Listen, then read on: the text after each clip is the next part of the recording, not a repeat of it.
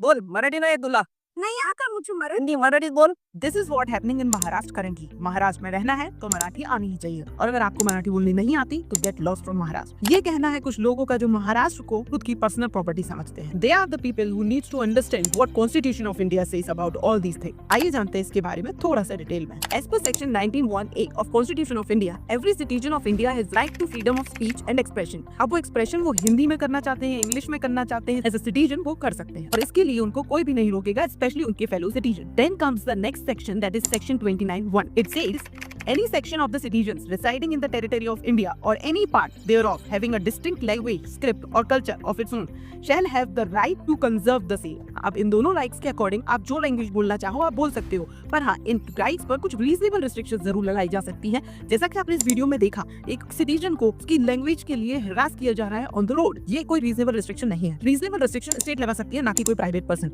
आपके पास ना कोई अथॉरिटी है इस तरीके से रोड पर किसी भी सिटीजन को उसकी फ्रीडम ऑफ स्पीच को कर्टेल करने की। अब रीजनेबल रिस्ट्रिक्शंस क्या हो सकती है? जैसे कि किसी भी स्टेट में कोई पब्लिक ऑफिसेस हैं जो कि वहाँ की पब्लिक से डील करने के लिए बने हुए हैं, तो अगर आप उस ऑफिस में काम करते हो तो आपको वहाँ की लोकल लैंग्वेज आनी चाहिए, so that you can deal with the public. So this is a reasonable restriction. But इस तरीके से रोड पर लोगों को हरास करना is not at all a reasonable restriction. Maharashtra कैसे मराठी तू?